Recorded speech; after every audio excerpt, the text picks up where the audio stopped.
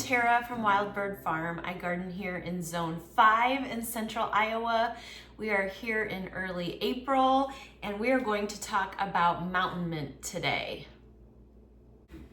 Now there are several varieties of mountain mint. The specific one that I have here that I started from seed, I have to look at my notes, I am not good at all of these names, is Macanthamum mudicum. There's several different varieties. I believe Johnny's carries a different variety. The one that I have, I got from Select Seeds. Now I started just a trial patch of this last year.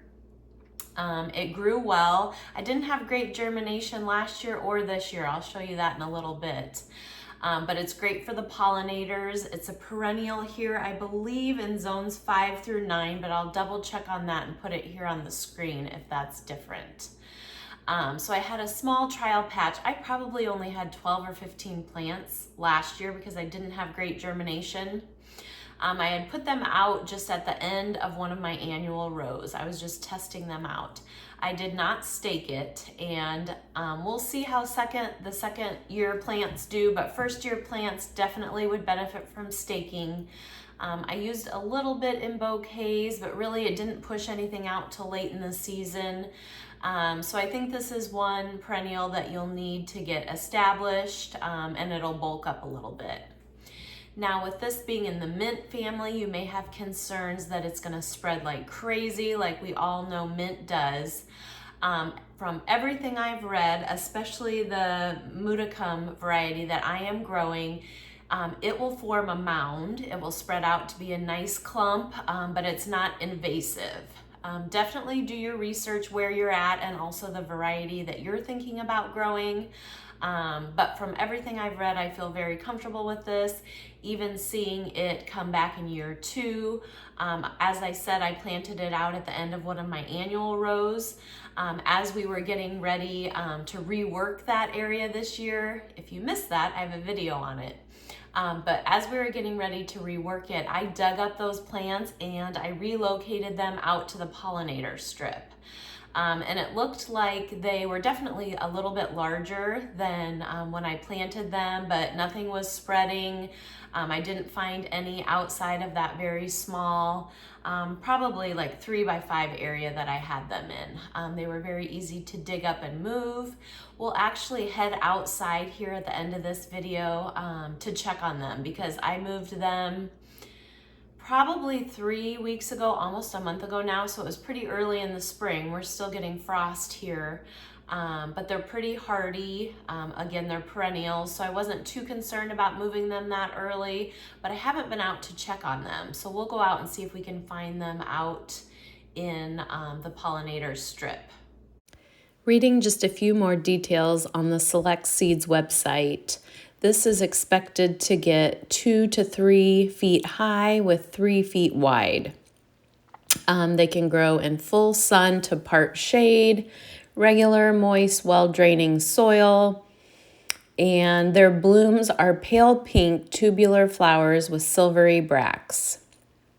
A few other features to highlight: they have the mint-scented leaves. They are deer resistant, they attract bees, beneficial insects, butterflies, hummingbirds, and they are drought tolerant. So all around a great beneficial plant. But for right now, I'm gonna show you what my germination looked like. Let's see, I planted these on 3/2 and it is April 6th. So these are just over a month old. Now, I've been having trouble finding Pro Mix, which is what I like to start seeds in. So it could be a little bit my seed starting medium. I will be the first to admit this year I haven't been quite as good. I haven't been quite as studious at just keeping my seedlings really healthy. So it could be a little bit me, but since this is the second year of poor germination, I'm gonna blame it a little bit on tricky to germinate seeds. Now, having said that, knowing they're a perennial, these may be great, great seeds to start in milk jugs and have them sit outside in the cold. That may help, and I may try that next year. So anyway, I started these on 3-2. It's been just over a month, and you can see that in a couple of the cells, that one, this one, I have 4 or 5 plants, and then I'll have some single cells dotted around. So I'm hoping I get at least 12 plants out of these. We'll have to see once we get into it. I'm thinking these will go out and just help bulk up that area in the pollinator strip area. But we'll see how they grow here in the next month before they go out into the ground.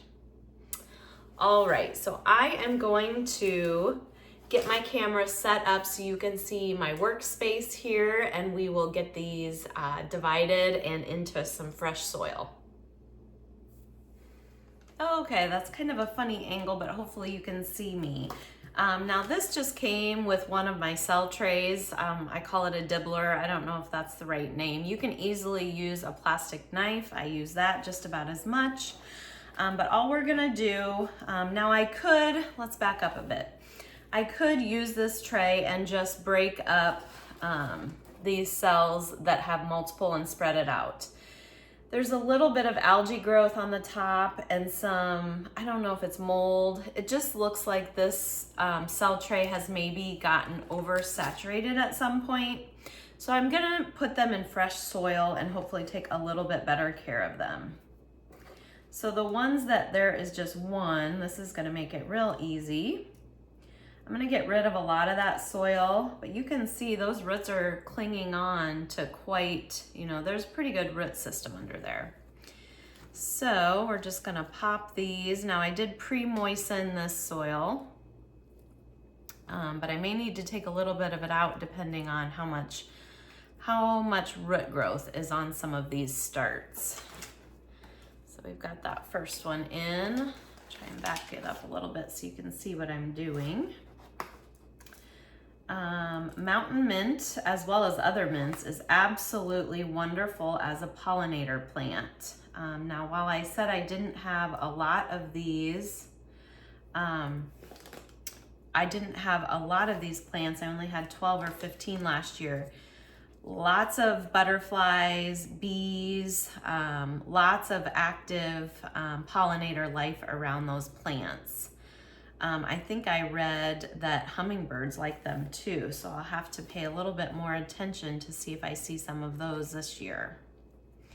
Now I will mention, if you are short on time or potting up just isn't your thing, and if your plants are looking really healthy, I wouldn't hesitate to just leave them in clumps of 3 or 4 and plant them out like that. I did that last year. So these that we're planning to split up, I mean, as long as they don't look too crowded, I think you could definitely leave them. The biggest reason why I'm doing this is because I just don't really like the look of this soil over here anymore.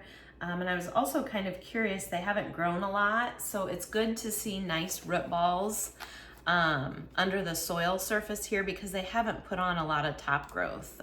This is just over a month from when I started the seeds. So that is definitely promising to see that. Okay, I went through and got all the singles potted up, and now we're gonna tackle these 2 cells that have multiple.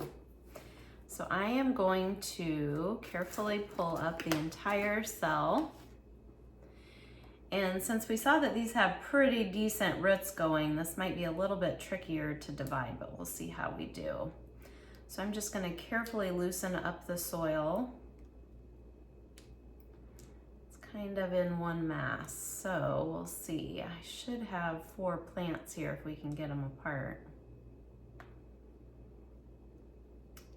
And if we can't get all 4 apart, I am perfectly comfortable putting 2 in a cell. They grow kind of a clumping habit as they mature anyway, so yeah, this is not wanting to come apart. Okay, we got 1 apart here. Let's see, and it looks, oh, there is just 2 more here.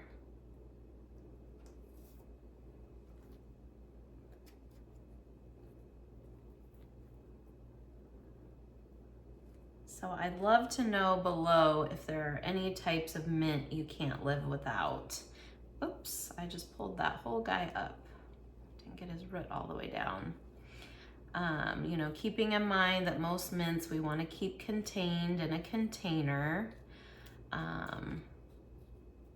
unless you really want it to spread. What are your favorite mints? Do you grow it for tea? Do you put it in a glass of water, lemonade?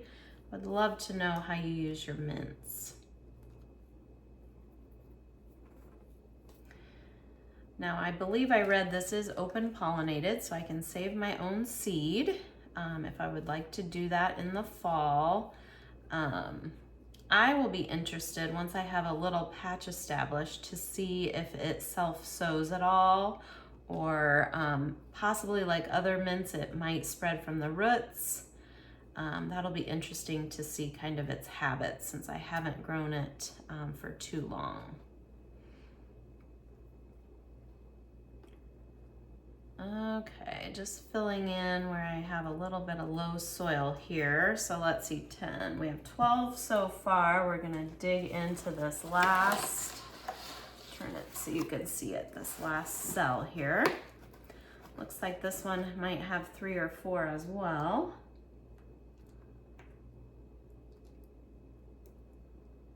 Let's see. Well, he doesn't have a lot of root, but we'll see if he makes it here. Looks like we have 4 in this cell. It definitely, I think, would have been a good idea for me to do this a couple weeks sooner, because these have really grown together. But I'm hopeful I'm getting enough root attached with each one that they are going to take off right where they left off in their new home over here. I filled up a few more cells with soil, or with potting soil over here than I needed, so this is going to be another partial tray, but they won't be in here all that long before they get potted out. And actually, these have been out in the shop where it's a little bit chillier, so the temperature out there is staying between 45 and 60. So these are gonna hopefully be pretty easy to harden off here. I think my plan will be to make sure they've taken to the new cells to make sure they're happy in here. Once I see a little bit of growth, I'll probably put them outside to harden off. All right, just another minute or so to finish up. So it looks like I ended up with 16 plants, so about as many as last year. And since I am pretty sure it's not just me, it's maybe a little bit tougher to germinate these, or just germination rates are lower in general. When I grow these, when I go to start seeds again, I will start them just in an open flat like you've seen me start my snapdragons, and then once they're just have a good single true set of leaves, you know, some of these have 2 full sets of leaves now, so I do it a little bit earlier. But once they have a set of true leaves, I would prick them out of just like that open tray and put them, do this like I am now, put them in their own cells. 2 reasons why. One, because the germination doesn't look like it's gonna be great. Now they may need cold stratified. I can't remember, I put a lot of seeds that I know need that in my fridge for a couple weeks. I can't remember if I did that for these. I don't think I did. So that could be why the germination is lower. But then they seem to be slow growers as well. So if you want to do them in that open flat and prick them out, that gives you a little bit more leeway to do that, because you know they're not going to grow super fast. All right, I think these look pretty good. I am going to sprinkle them with vermiculite, and then we'll get them out in the shop under lights again. Hopefully they can put on a little bit of growth, and then they will head outside to harden off. But now let's head out and take a few minutes to head outside in the pollinator strip and see how the transplanted ones that I started last year at this time and just transplanted this spring are doing.